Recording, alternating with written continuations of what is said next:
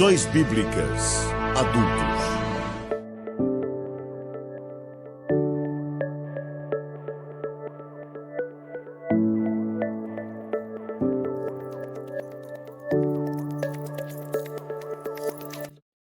A paz do Senhor, estamos iniciando mais uma lição da Escola Bíblica Dominical, terceiro trimestre de 2025, aqui nos estúdios ADCast, programa do Departamento de Comunicação da Igreja Evangélica Assembleia de Deus, Ministério do Belém em Piracicaba, na direção geral, nosso pastor-presidente, pastor Irineu Lima Pereira. E hoje recebendo aqui no estúdio ADCast para mais uma lição da Escola Bíblica Dominical. Continuando conosco, o presbítero irmão Samuel Silva. Paz do Senhor, irmão Samuel. Paz do Senhor, pastor. Paz do Senhor a todos. É uma honra estar de volta aqui para falarmos mais um pouco sobre essa lição maravilhosa. Amém. Também recebendo aqui com muita alegria, hoje, o pastor ali da congregação do Boa Esperança, pastor João Rafael. A paz do Senhor, pastor. A paz do Senhor, pastor Neusley. Muito obrigado pela honra, pelo convite, estar junto com vocês. Presbítero Samuel, Deus abençoe, em nome de Jesus. Amém. Hoje nós vamos estudar a lição de número 5, que tem por título Uma Igreja Cheia de Amor. Texto áureo da nossa lição encontra-se em Atos dos Apóstolos, capítulo 4, versículo 32, que diz assim: E era o coração e a alma da multidão dos que criam, e ninguém dizia que coisa alguma do que possuía era sua própria, mas todas as coisas lhe eram comuns. A verdade prática da nossa lição diz assim: o amor é o elo que mantém a unidade da igreja local. Sem o amor, não existe relacionamento cristão saudável. A palavra-chave da nossa lição, ela é a palavra tida por amor. E hoje, então, nós estaremos estudando alguns objetivos dentro dessa lição, de número 5. O primeiro objetivo é compreender como o amor se manifesta na comunhão cristã, promovendo a unidade e o crescimento da igreja. Reconhecer a graça de Deus como a fonte do amor cristão e também incentivar a prática da solidariedade cristã como expressão do amor. Amém? Vamos lá, já iniciando aqui para a introdução da nossa lição de hoje. E nessa lição, nós veremos como o amor de Deus se manifesta numa igreja genuinamente cristã. Nós já falamos, eu acho que uma das primeira ou segunda lição, nós já comentamos alguma coisa a respeito desta igreja que estava em pleno crescimento. E nesse pleno crescimento, havia algumas necessidades. As pessoas saíam de muitos lugares para estarem juntas naquele crescimento que era notório. Uns ouviam falar sobre o evangelho, passava para outro, aquele movimento que existiu do Pentecoste, do capítulo 2. Então, isso gerou algo glorioso, podemos assim dizer, naqueles irmãos, naquele início da igreja primitiva. E dentro desse início, aquele fervor que havia nos irmãos, havia aí, então, essa manifestação desta comunhão cristã e podemos dizer assim, o amor que existia entre eles. Então, durante essa lição, nós vamos falar um pouquinho sobre essa manifestação de comunhão que era traduzida por amor e pela graça também de Cristo que habitava nesses irmãos, transbordando o amor na vida deles. Nós já vamos para o primeiro tópico, que diz assim, o amor manifestado na comunhão cristã, e o primeiro subtópico dessa lição, o crescimento da igreja cristã. O presbítero irmão Samuel Silva vai iniciar aí abordando esse primeiro subtópico. Muito bem. O assunto é muito bom, muito abrangente, mas o que nos chama a atenção é que nós falamos isso na aula de número 2, né? Que a nossa igreja, ou a igreja primitiva, ela não era uma igreja socialista nem comunista. Isso aí tem que ficar bem gravado a todos os professores para repassar aos alunos, porque a ideia não era uma ideia política, mas era exatamente um outro motivo que levava as pessoas a viverem em união, a viver em harmonia e ter tudo em comum. E esse motivo era o amor. Isso é o mais importante. E como foi falado, havia um grande crescimento, né, na Igreja do Senhor nesses dias, devido aos sinais, às maravilhas que eram feitos pelos apóstolos através do Espírito Santo. E a expressão para o crescimento que a gente encontra no grego é pletos, que é a mesma expressão que nós usamos para encher o tanque um pouquinho a mais, né? E aqui a gente encontra a mesma expressão dizendo que o número das pessoas ou a multidão dos que criam, simbolizando aí a palavra igreja, a multidão dos que criam. E o mais importante de tudo é que na totalidade dessas pessoas, 100% delas criam de verdade. Não era uma coisa imposta, também eles não criam para agradar pai ou a mãe, não. Eles iam realmente com uma fé plena em Cristo, né? A igreja começou ali com quase 120 e agora, já no capítulo 4, a gente vê aí o crescimento da igreja já ultrapassando a casa dos milhares, chegando a 6.000, 7.000 pessoas. E com esse crescimento, com certeza, alguns problemas começaram a surgir, né? Mas, como a gente já falou as aulas passadas, o Espírito Santo capacitou os líderes. E quando uma igreja trabalha com amor e é temente a Deus e tem líderes capacitados pelo Espírito Santo, esses problemas eles são simplesmente, não vou dizer anulados, mas eles são bem resolvidos. Amém. Dando continuidade a esse primeiro subtópico, nós já temos aí os desafios deste crescimento. Bom, Samuel falou sobre o crescimento da igreja cristã.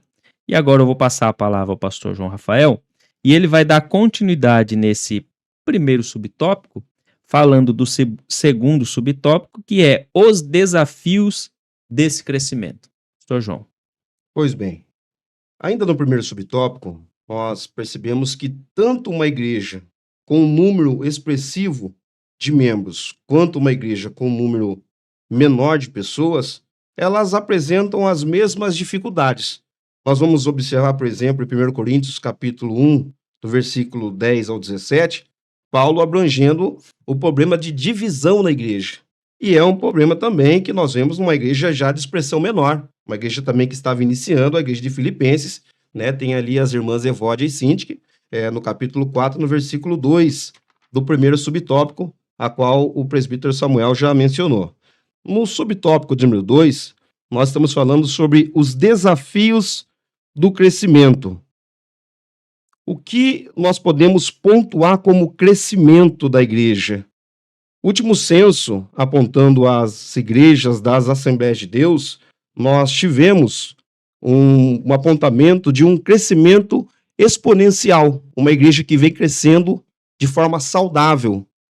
Nós tivemos também, recentemente, um número de igrejas no Brasil crescendo na questão evangélica. As igrejas vêm crescendo muito. Por outro lado, também, nós percebemos um inchaço na igreja. Existe hoje uma preocupação dentro do nosso vocabulário português. Nós temos duas nomenclaturas, a numerolatria e a numerofobia. Existem muitas pessoas preocupadas com a quantidade de pessoas dentro das vossas igrejas.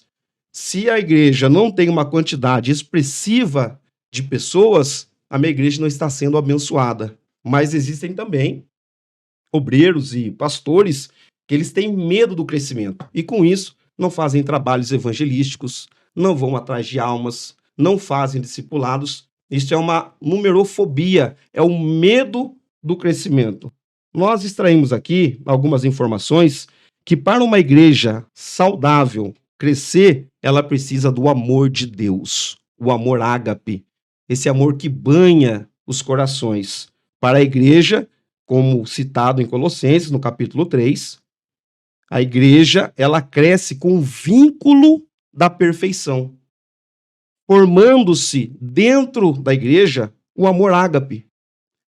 Com isso, o amor de Deus, o amor ágape entre os irmãos, o egoísmo, ele não consegue fazer parte dos corações.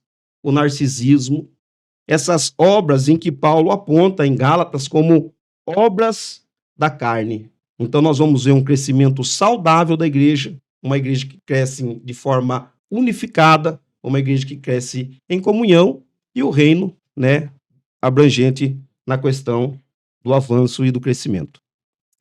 Amém. Muito importante esses dados passados pelo pastor e também essas duas palavras aí, né? Numerofobia E e numerolatria. numerolatria. Interessante porque realmente existe esses dois grupos, né? De igrejas que acaba tendo seus pastores ali que acabam fazendo isto. Nós vemos a referência de igreja nas igrejas do Apocalipse. Uma igreja que tinha uma quantidade expressiva, a igreja de Laodiceia, e Deus olha e fala, esse não é o modelo ideal de igreja. E nós olhamos para a igreja de Esmirna, que era uma igreja menor, uma igreja perseguida, e Deus fala, esse é o número, é a igreja ideal, né? A igreja ideal é a igreja que preocupa-se com os outros, com o amor, com o cuidado, com o próximo. Amém. Já aproveitando o gancho e entrando dentro do terceiro subtópico, fala a vida interior. Aqui podemos entender por estes crescimentos, e dentro do crescimento havia uma vida interior, tanto a vida interior da igreja, como a vida interior de cada um dos irmãos que viviam esse crescimento da igreja, né? Nós podemos pôr em prática aqui e citar alguns exemplos da nossa igreja, porque aqui o autor da lição, ele vai colocar justamente isso. O Espírito Santo capacitou poderosamente os cristãos para cumprir a missão fora da igreja, para a tarefa do evangelismo, né? Nós podemos citar o exemplo da nossa igreja em Piracicaba, que é uma igreja que quando o pastor Irineu ele chega aqui, uma igreja pequena, né? Que estava estagnada.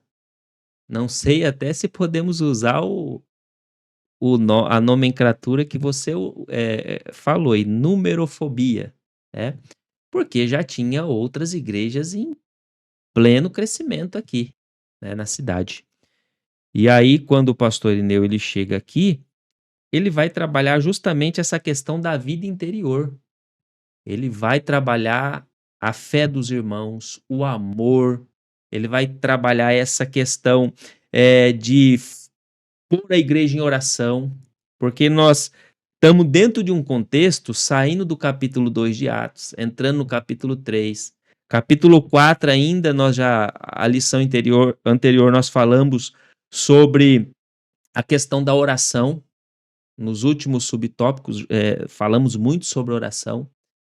E essa igreja, ela tem o amor porque ela vivia uma vida de oração. O poder de Deus era sobre essa igreja. E quando o poder se manifesta, a manifestação do amor é automática. Então, essa igreja de Piracicaba, ela começa a vivenciar isso, a experimentar o poder através da oração. O pastor Irineu implantou trabalhos de oração, que ele chegava às 5 horas da manhã, ele só saía da igreja quando terminava o culto da noite. E muitos irmãos acompanhavam ele, outros trabalhos de oração, e até hoje ele nos ensina sobre oração. Ele tem uma frase, eu já citei, e a gente sempre cita, que a oração não é tudo, mas ela é a base de tudo.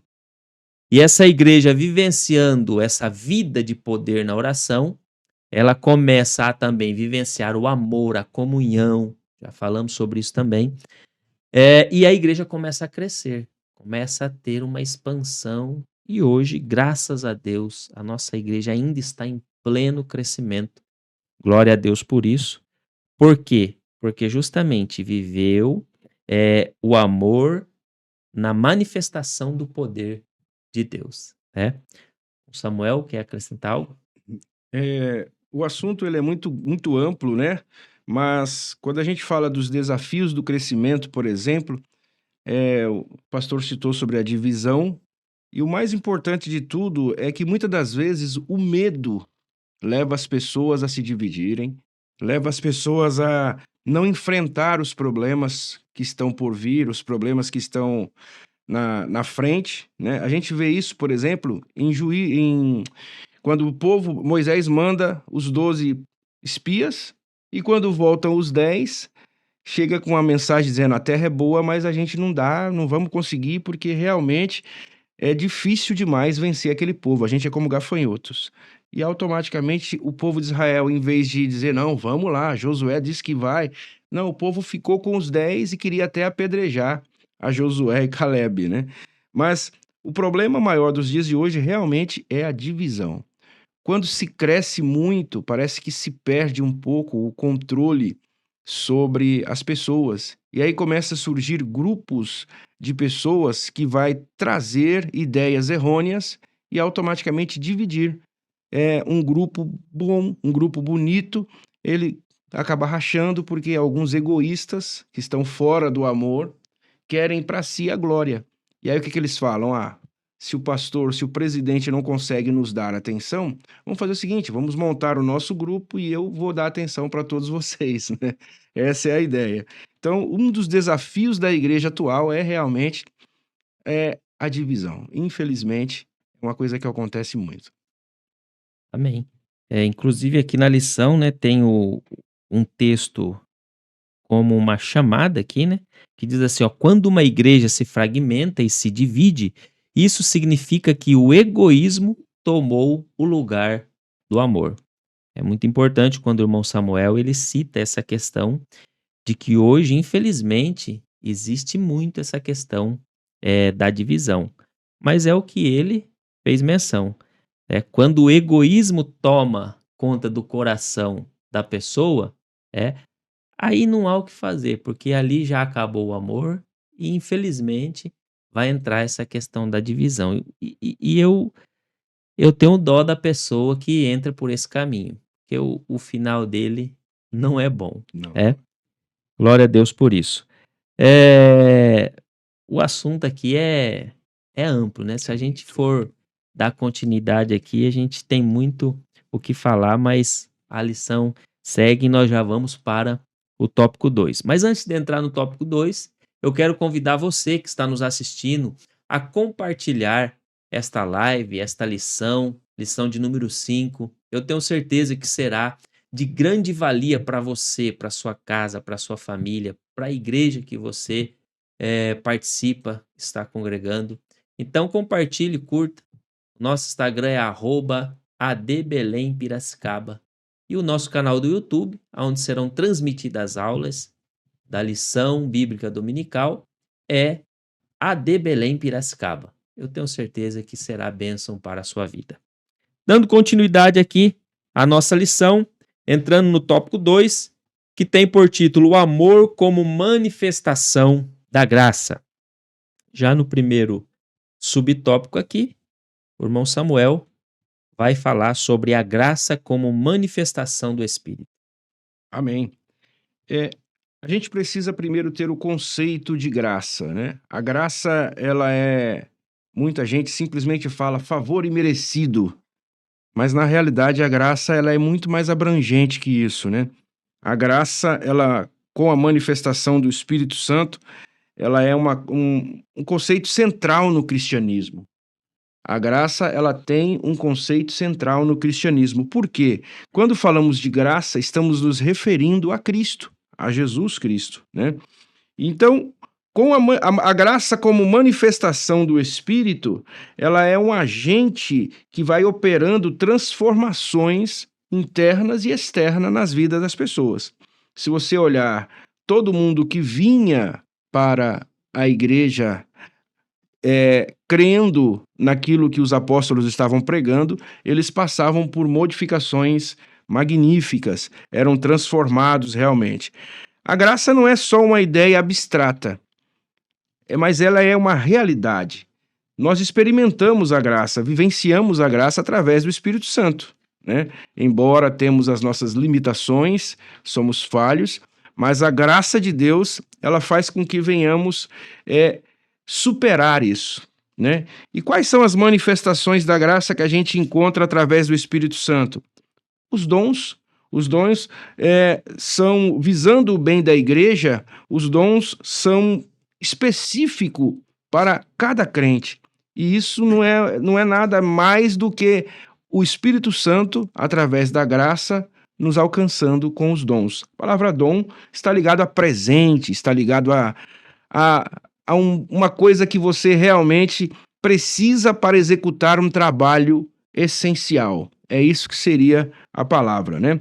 Depois a gente vê também que a manifestação da graça, através do Espírito, faz com que venhamos produzir fruto do Espírito, o fruto do Espírito que a gente encontra em Gálatas, que nos faz uma referência de como viver uma vida em santificação, reconciliação com Deus e, acima de tudo, um controle pessoal da nossa vida mediante as tentações.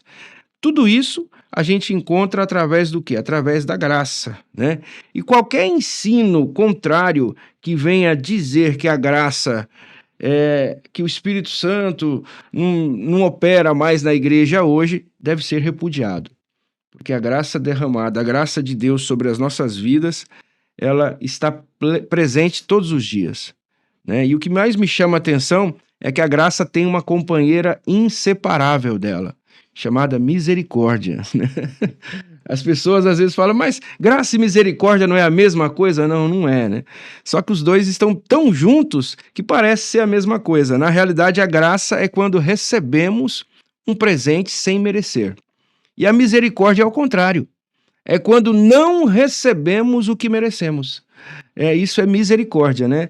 Um exemplo é, merecemos o inferno, merecemos a morte, mas não recebemos. Por quê? Pelo amor e pela graça. Então, uma coisa está totalmente ligada à outra e o Espírito notifica isso em nós. Amém. Dentro desse mesmo contexto, irmão Samuel, aqui a lição nos mostra que o Espírito, ele opera em um ambiente que lhe é propício, né? E dentro desse ambiente que é propício, onde a igreja está banhada do amor de Cristo. Na lição aqui, o autor deixou bem, podemos dizer assim, bem sublinhado para a gente entender, né? Onde a igreja está banhada do amor de Cristo, então aquele ambiente é propício para a manifestação dos dons espirituais, como o pastor já fez menção aqui. Então, isso é algo que é maravilhoso.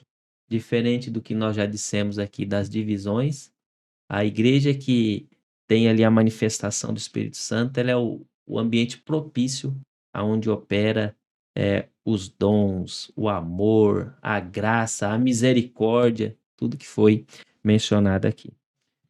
Pastor João, o senhor tem algo a comentar desse primeiro ou já vamos para o segundo subtópico? Só para complementar, é importante salientar, o pastor mencionou sobre os dons espirituais. Nós vemos uma igreja repleta de todos os dons, a igreja de Corinto. 1 Coríntios capítulo 1, versículo 7. Paulo menciona que essa igreja tinha todos os dons. E mesmo assim faltava a eles uma coisa, né? Já no capítulo 13 da mesma epístola, Paulo diz do que adianta ter todas as coisas se nós não tivermos amor.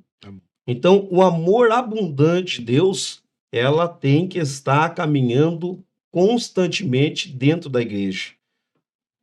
Nós estamos vivendo uma época em que a humanidade está se demonstrando com cada vez mais desafeto.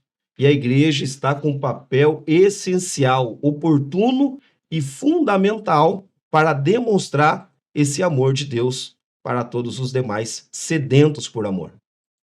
Amém. Vamos para o segundo subtópico, que é a graça como favor imerecido. O irmão Samuel já até fez menção, né, a questão da graça como favor merecido, mas ele disse que vai até além disso, né, Graça aí no grego é charis ou charis, Charis. né? Que tem o sentido de generosidade, privilégio, deleite, alegria, prazer, que é tudo que foi feito menção aí a presentes, né? A graça como presentes que é o favor que não merecíamos, mas foi nos dado. Então, inclusive, um texto de 1 Coríntios capítulo 15, verso 10, Paulo, ele escrevendo, ele diz assim, ó: mas pela graça de Deus sou o que sou, e a sua graça para comigo não foi vã. Antes trabalhei muito, mais do que todos eles. Todavia, não eu, mas a graça de Deus está comigo. Paulo, ele faz questão aqui, até às vezes, a hora que a gente está lendo, a gente fala, peraí, Paulo, ele está se vangloriando aqui de alguma coisa, porque ele fala assim, eu trabalhei mais do que todo mundo, né?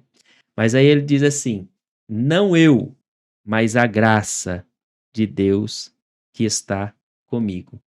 Então aqui ele diz assim, eu até trabalhei, mas se não fosse o presente de Deus, se não fosse a graça de Deus, se não fosse o privilégio que ele me deu de estar servindo a ele, se não fosse a generosidade, se não fosse esse prazer que eu tenho de servir, eu poderia ter trabalhado o que fosse, mas não adiantaria de nada. Então, aqui dentro desse subtópico 2, a gente já começa a entender um pouquinho sobre a graça como esse favor imerecido.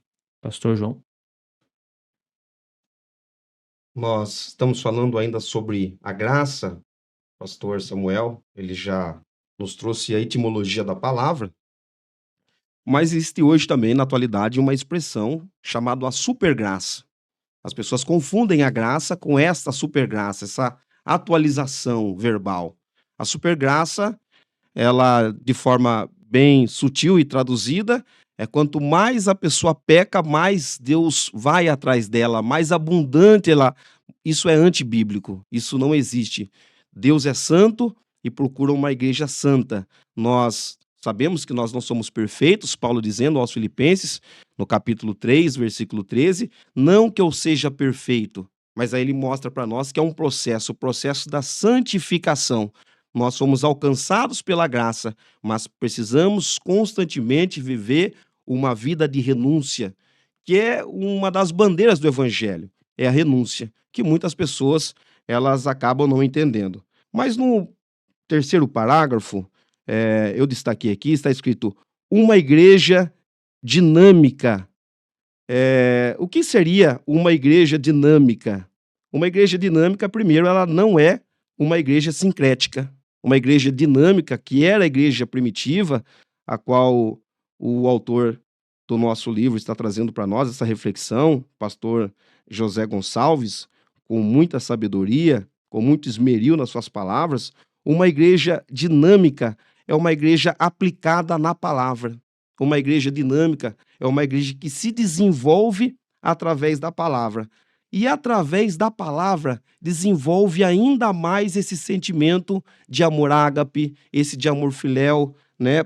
Jesus mesmo disse que em Marcos capítulo 12, versículo 30 e 31, que o maior de todos os mandamentos é: ame a Deus sobre todas as coisas. Segundo, ame o seu próximo como a ti mesmo.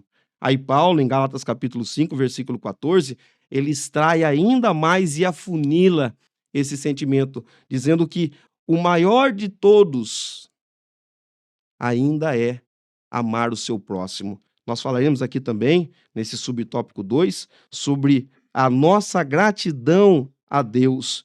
Existem pessoas que, infelizmente, elas dizem, por que eu tenho que ser grato a Deus pela salvação que eu não pedi?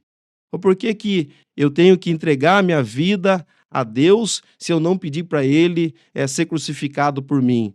A partir do momento que nós entendemos esse sentimento de Deus para com a humanidade, nós só conseguimos demonstrar a Ele e às pessoas que estão à nossa volta o amor e a gratidão a Deus.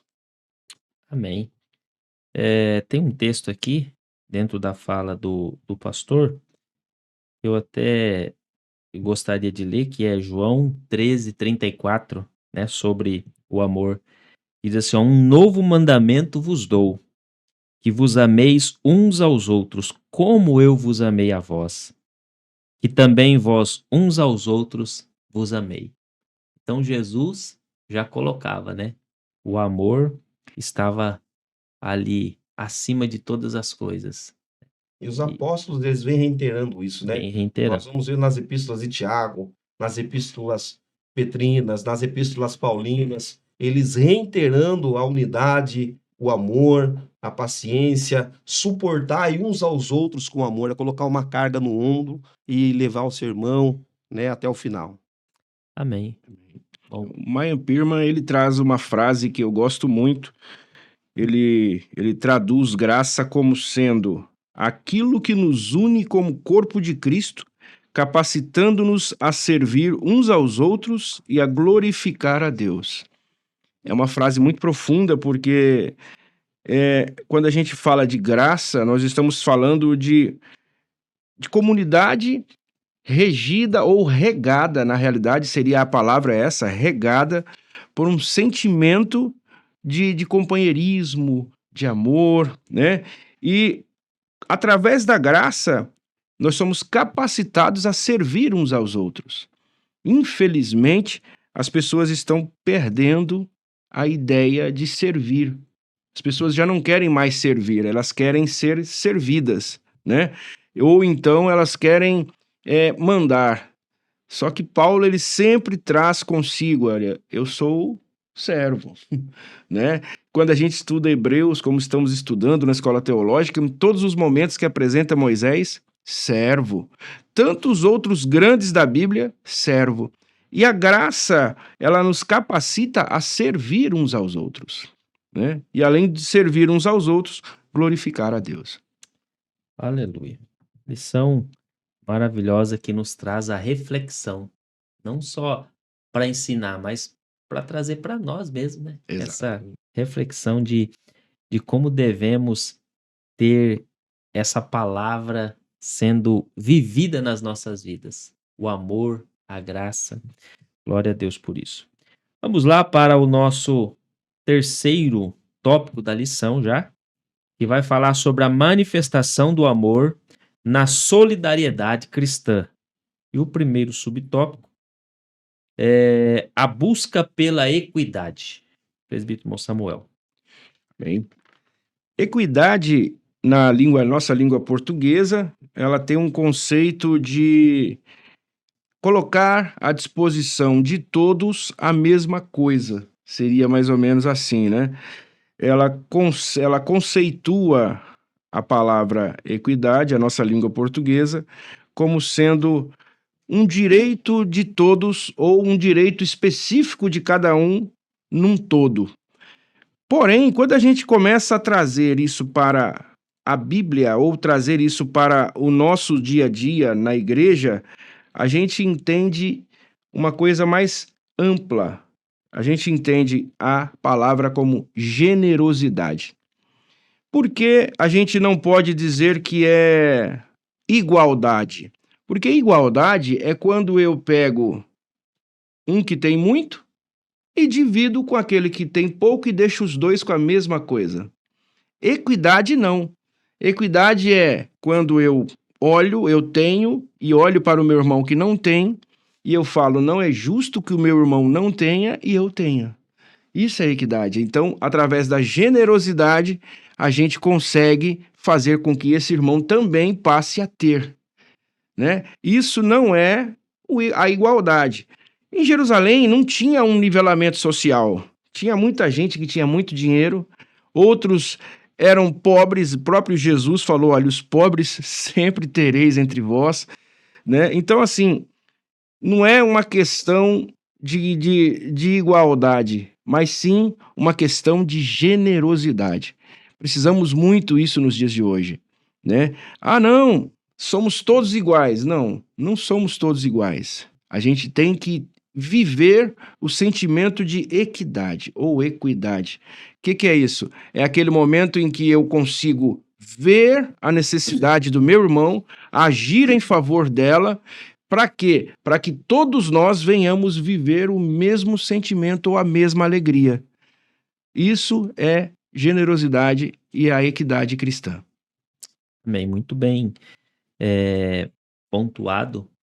E nós podemos até dizer, irmão Samuel, o contexto que os cristãos desta época viviam, e aí voltando àquela questão que o senhor fez questão de falar na, na lição anterior, e hoje iniciou falando, né, sobre não confundirmos a questão do socialismo, comunismo, até podemos colocar. A questão social e política da época era difícil, né? O povo vivia subjugado pelo Império Romano e se pagava muito tributo, muito impostos. E havia também a questão da perseguição, porque a igreja estava em pleno crescimento. Capítulo, se não me falha a memória, acho que é 2 ou 3, que já fala de 5.000 pessoas. Depois o capítulo 6, acho que versículo 7, fala que se acrescentava muito aos que se salvavam.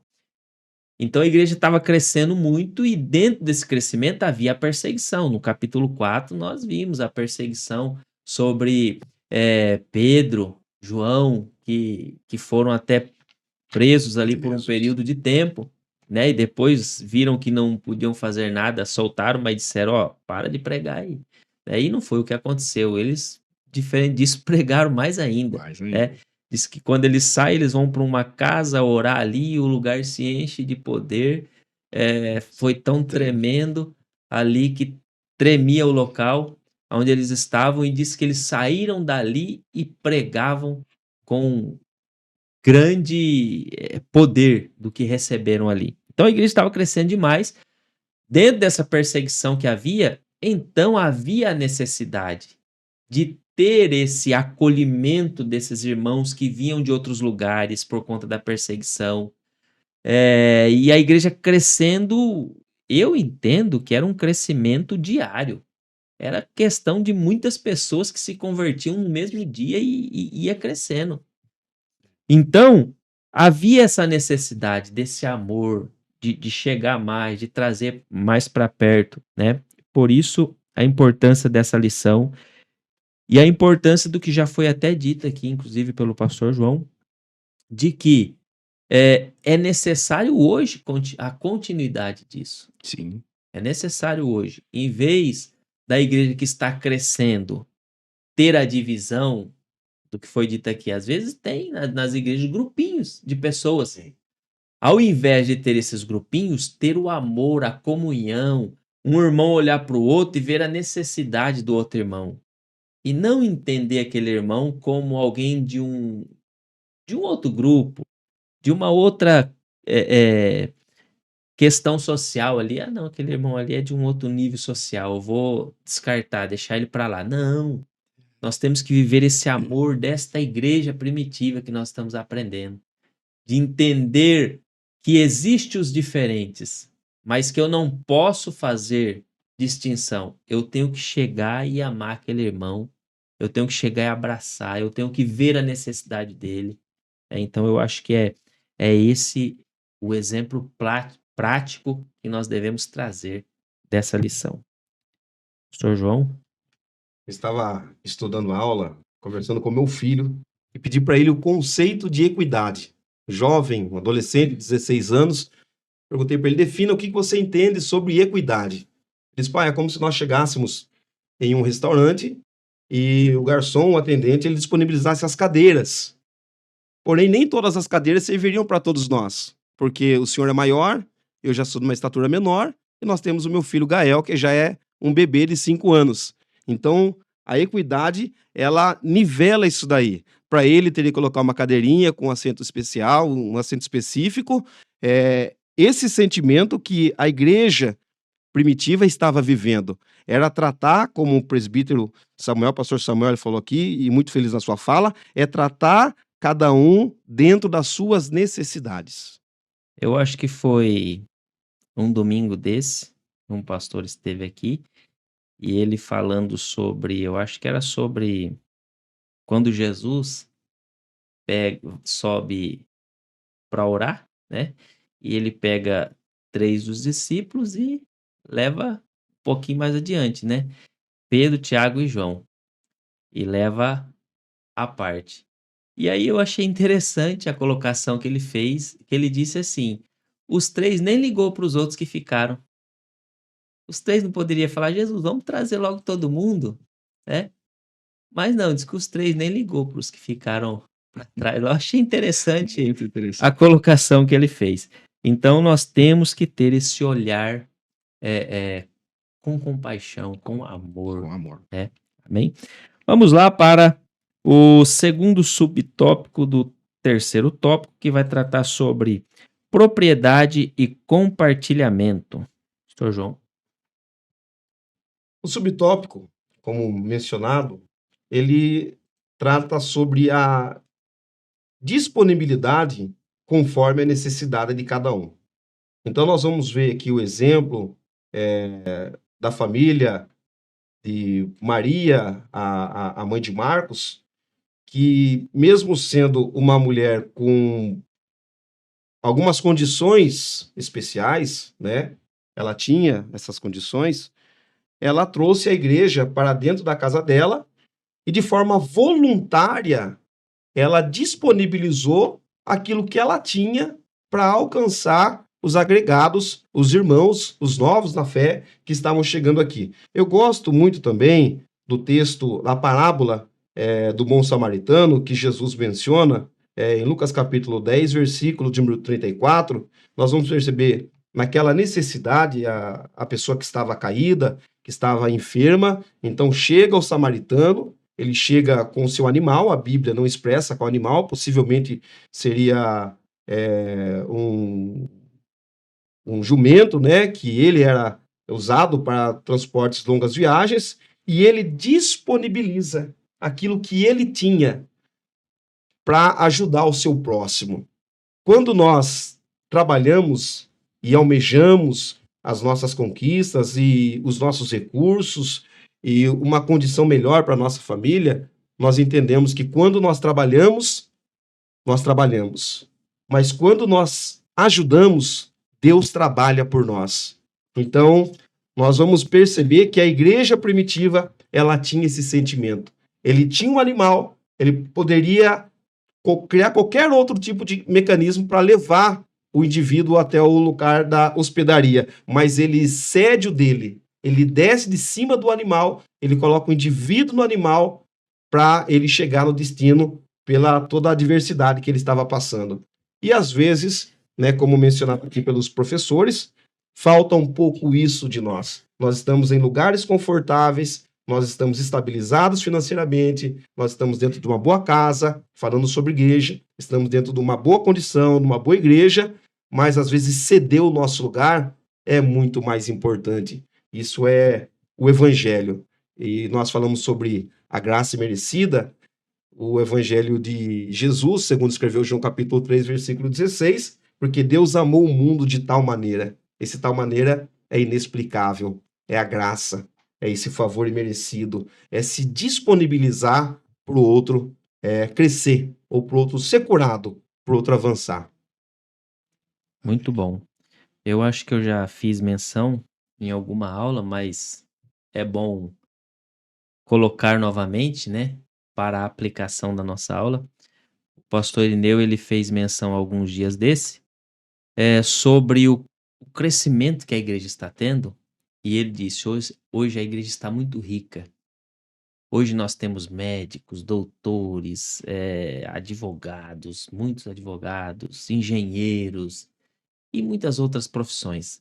E a igreja cresceu demais.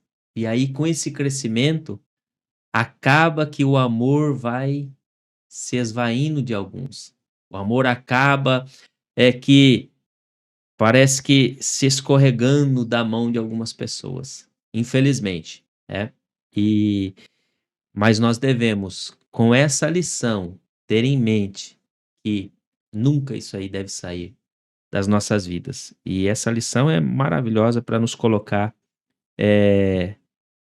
de volta dentro do contexto e de repente vivenciamos, mas não podemos. Devemos estar como a igreja primitiva. Muitos de nós acabam ficando dentro de um comodismo, né? Exato. Dentro de um conformismo. Nós estamos acomodados, estamos conformados, e se nós olharmos um pouquinho para a janela do mundo aí fora, nós percebemos que existem co-irmãos nossos, como nós temos também, os nossos missionários que assistem o mundo lá fora e vê esse outro lado, né? Essa dificuldade que às vezes nós acabamos não enxergando tudo aquilo que nós estamos vivendo. É uma oportunidade, através dessa lição, de nós abrirmos o nosso panorama, a nossa visão, para nós buscarmos mais esse amor de Deus para com o nosso próximo. Amém. Samuel. Eu achei interessante aqui, ó, dentro desse segundo subtópico ainda, aquele contexto que eu estava vivendo, que eles viviam, a questão social, política ali da época, e aqui fala justamente sobre isso, ó. Eu acho que é o não sei, segundo, terceiro parágrafo aqui. Primeiro, segundo, acho que é o terceiro, quarto, quinto parágrafo. Diz assim, ó, a prática da generosidade pode mudar de acordo com o tempo, lugar e circunstância. Contudo, o princípio que a governa deve permanecer o mesmo. Então, essa prática da generosidade, para aquele tempo da igreja primitiva, era um. Para o nosso tempo, pode estar sendo outro. Mas o princípio que o governa, ele deve permanecer sempre o mesmo. O princípio do amor, da comunhão, da fraternidade, esse princípio, ele é inegociável. Imutável. Imutável. Inclusive, o texto de João que eu li é um mandamento. É um mandamento. Vamos lá para o terceiro e último subtópico aqui da nossa lição, que vai falar sobre um exemplo da voluntariedade. Um exemplo da voluntariedade. E aqui eu começo até dizendo que tudo que acontecia ali, nada era feito por obrigatoriedade. De jeito nenhum. Não se obrigou a mãe de João Marcos a ceder nada. Não se obrigou os irmãos a... Não, vocês têm que vender tudo e depois... Não, os irmãos voluntariamente entregavam. Então isso já é o sinal do que eles viviam, que era o amor à comunhão. E aí eu volto a repetir aqui, que eu acho que foi até o tema da lição, não sei se foi da primeira, da segunda, agora não me recordo, mas teve um tópico que falava assim, algumas pessoas às vezes até confundem a questão de amor e a questão da manifestação do poder de Deus. Às vezes tem pessoa que confunde essas duas coisas, né? Mas aí, na lição, o autor ele deixa claro que a igreja que vive a manifestação do poder de Deus é automático o amor dentro dessa igreja. E eles viviam esse amor por quê? A manifestação do poder de Deus era visível na vida deles. Samuel?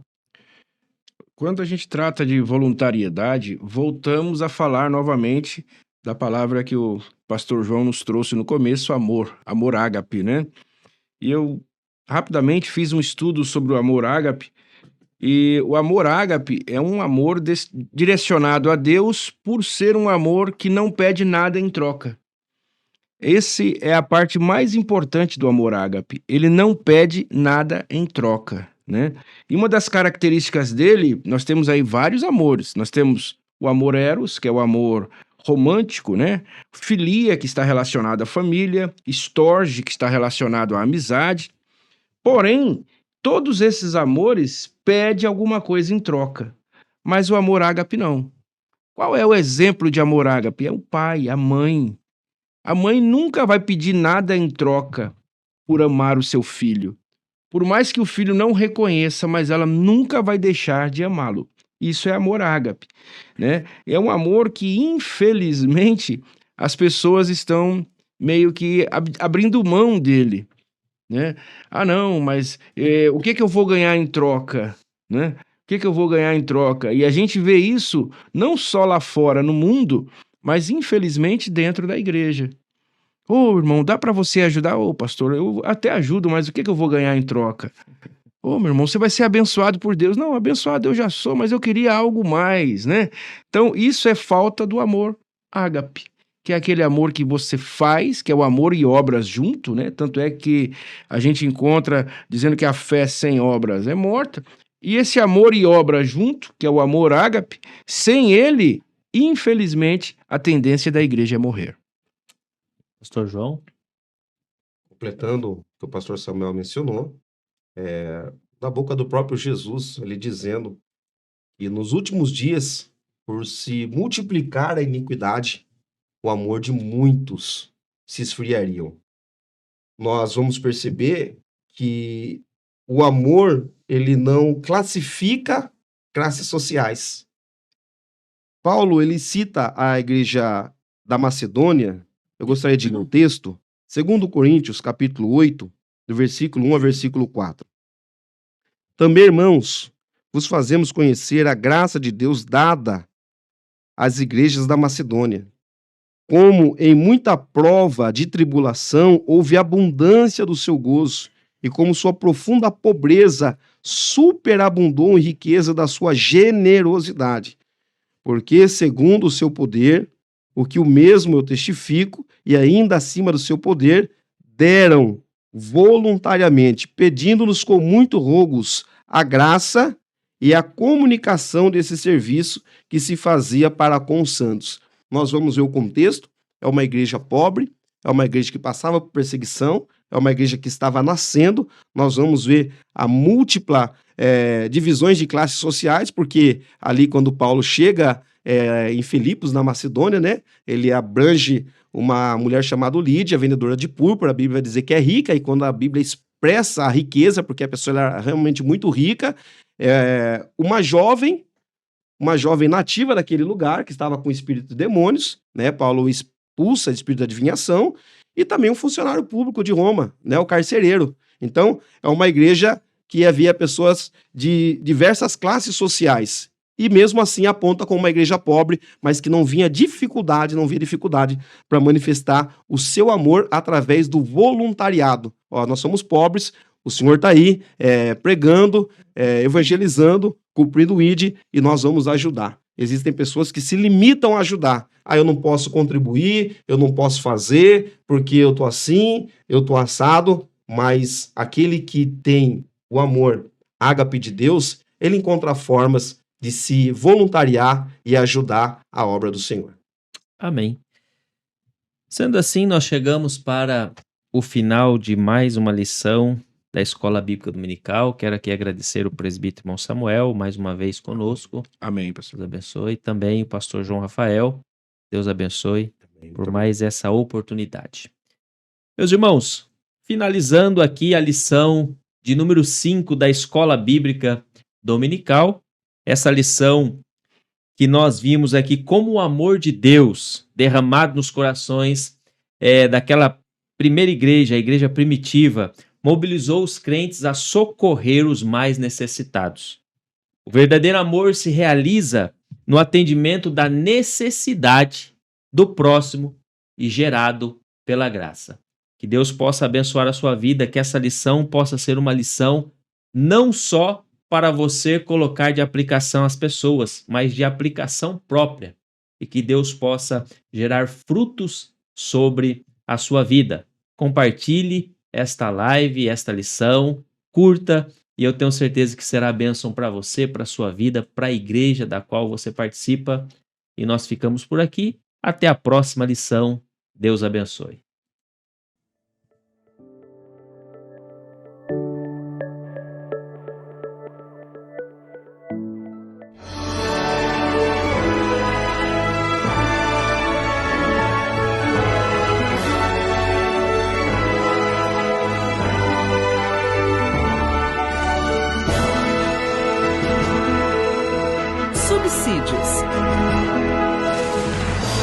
Lições Bíblicas Adultos.